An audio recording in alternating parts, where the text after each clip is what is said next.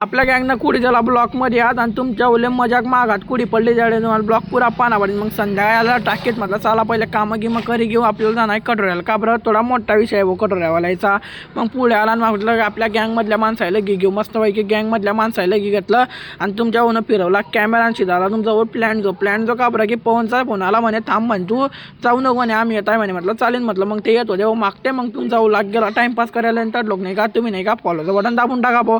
मग तिच्यामध्ये पिल्लून याला पुढे चालत होता. मग मस्त आहे की सूर्याचा एक क्लिप घेतली आणि गणा तिच्यामध्ये लहान पोरायले नुसता मारत राहतो ना रो. मग गँगला घेतलं ब्लॉकमध्ये आणि ज्ञानेश्वर भाऊ देत होता गाड्याला आत. ज्ञानेश्वर भाऊले काही घेतलं नाही रो. माणसं आहे ना कसं खतरनाकमध्ये आणि पवन नदी त्याला ब्लॉकमध्ये आत आणि पुढे भेटले आपल्याला अमोलदादा ज्ञानेश्वर जाते बी घेतले ब्लॉकमध्ये आणि तुमचा होऊ नये का मजाक मस्ती करत होता. तिच्यामध्ये पडी गेलं तुमच्या ओले मागात म्हणजे की कडस लागलं देवाचं.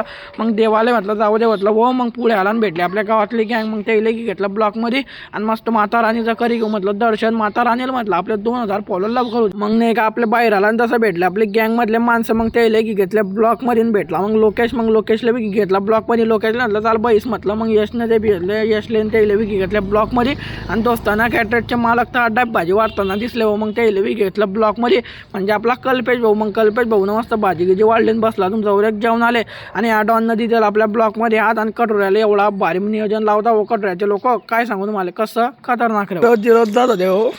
काय वो खतरनाक रे तुझं नाव घ्यायचं बरोबर बाप्पा रे हे पडत होता बाबा श्यामचा काटा कुठ्यामध्ये.